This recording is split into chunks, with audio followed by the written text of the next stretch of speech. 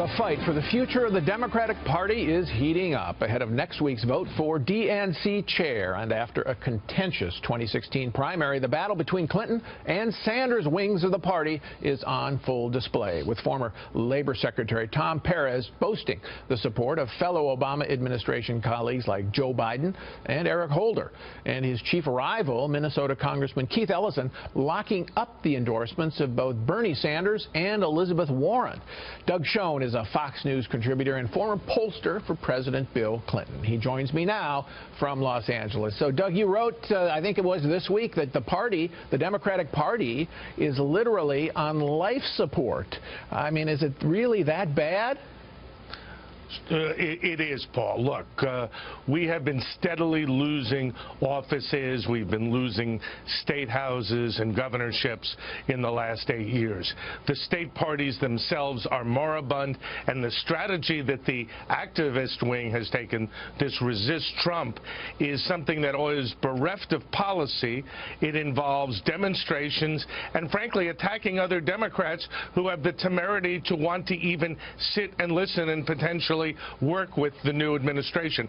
I think, Paul, very simply, it's madness, politically and socially and economically. Tell us how you really feel, Doug. But I mean, I want to get to this resistance strategy and what's a little bit. Sure. But let's deal with the DNC chair fight first. You've got. Sure. Is this really? Did I frame it correctly by calling it a fight between basically the Obama-Clinton wing on the one hand with Perez and the Sanders-Warren wing on the other with Ellison? Yeah, I think that's exactly right. And Ellison opened an early lead.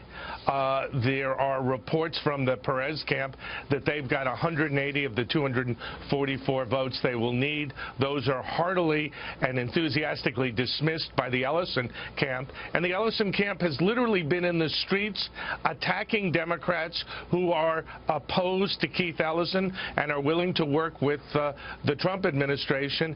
And there's real possibility that the vote could be actively disrupted, which, no matter who wins, Paul, could be a bad note for the Democrats. But I have to tell you, look at the platforms of both of these guys, both of these candidates. I mean, it's Tweedledum and Tweedledee. There's no real difference fundamentally, it seems to me, between what they believe ideologically.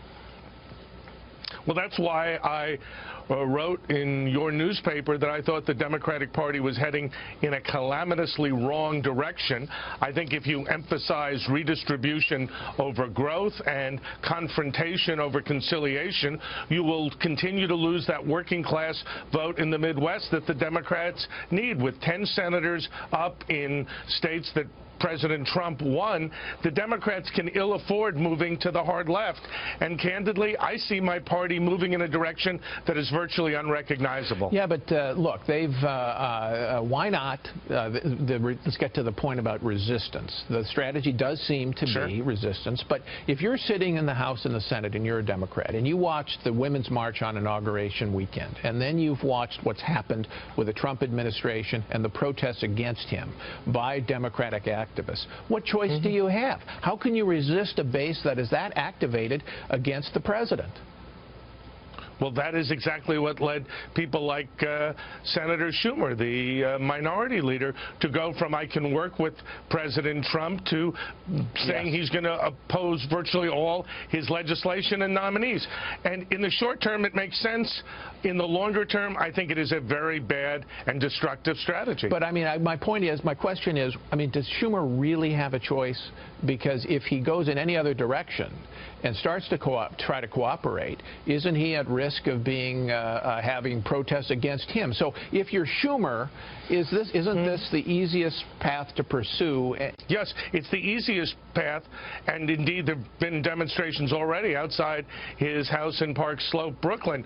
But I'm not convinced it's a winning strategy. And look, when I worked for Bill Clinton, we took the party back to the center, away from the left, balanced budget, welfare reform, crime control, and we need a party that continues to reposition itself, not embraces activism and left-wing redistributive politics that is out of touch with the American people. All right, but here's what I hear from a lot of Democrats. Look, the Tea Party strategy of 2010, which was a resistance to President Obama, that worked beautifully in 2010. 2010. We took back the House. We picked up seats in the Senate.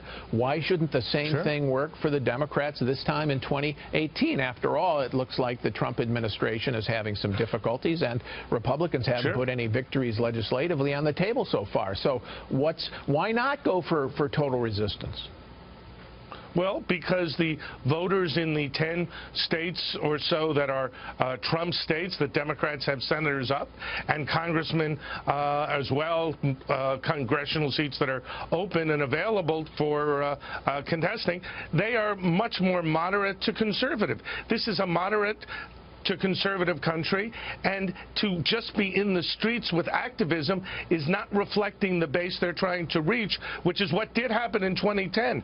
The conservative wing of the Republican Party, the now Tea Party or Freedom Wing, did reflect activists. I don't believe that working class voters who voted for Donald Trump have a lot of sympathy with the so-called resistance wing, and I think we'll see that 2 years from now on Election Day. All right, Doug, thanks.